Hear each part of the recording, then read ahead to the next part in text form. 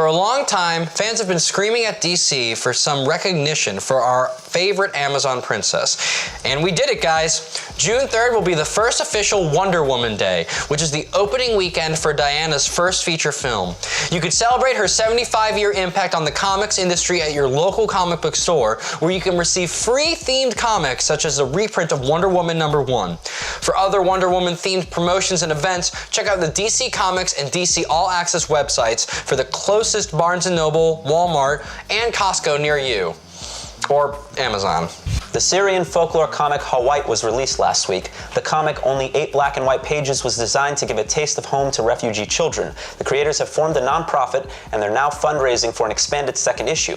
Anything you can donate helps, and this comic is truly for a great cause. For more information, see the link in the description. Geoff Johns has announced his return to DC Comics with Doomsday Clock, an epic crossover event that will see Superman and Watchmen's Dr. Manhattan meet for the first time. The highly anticipated miniseries will likely be the culmination of the multiverse-shattering events that began in DC Universe Rebirth. Johns notes his excitement for the series, stating that Manhattan's pessimism and Superman's optimism make them polar opposites and will create the foundation for their confrontation. The ramifications of their meeting will forever alter the course of the DC Universe. Batman writer Tom King is gearing up for a 12-issue series starring the New Gods' resident death-defying escape artist, Mr. Miracle, hitting shelves in August. And in true method actor form, King's taking inspiration from his own near-death experience to get into the groove. On a related note, to further the King Kirby Love Fest, DC is also going to be releasing 6 Kirby-themed one-shots in August, featuring various Kirby creations. The Son of Penguin arc concludes with the release of Batgirl #11. Last issue, Ethan Cobblepot, the charming businessman / Barbara Gordon romantic interest, finally revealed himself to be the costume supervillain Black Sun. Now Batgirl will have to put aside her old feelings and take down Ethan once and for all before he turns the city of Burnside into his own personal cash cow. Kamandi is back once again in the Kamandi Challenge #5 by Bill Willingham and Ivan Reis. DC promises the most epic cliffhanger yet, which is hard to believe, seeing as this time we'll see how the last boy on Earth escapes the Kangarat Murder Society.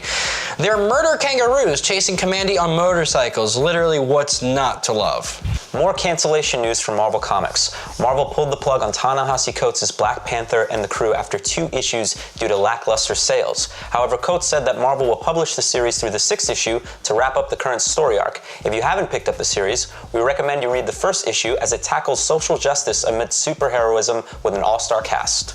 In what seems like the most random issue possible, Marvel is allowing retailers to return copies of Zombies Assemble #1 free of charge. This new series is being recalled since fans did not anticipate the comic would be in manga format, despite originating as a manga. Who would have thought reading from right to left was such a big deal?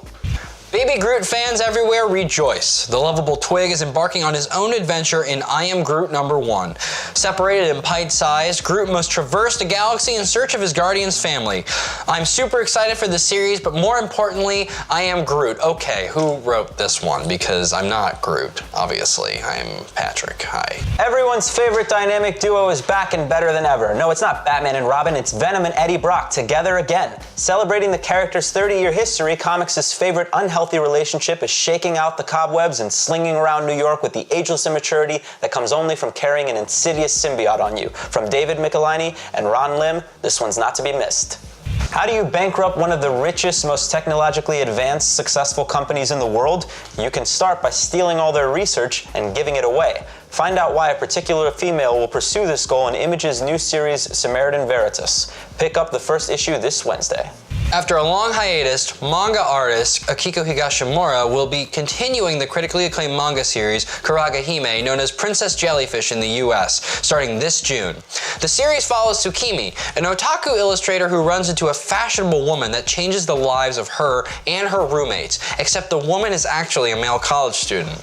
Keep your eyes peeled on Kodansha Comics for the English translation, because this series will be reaching its heartwarming and hilarious conclusion soon.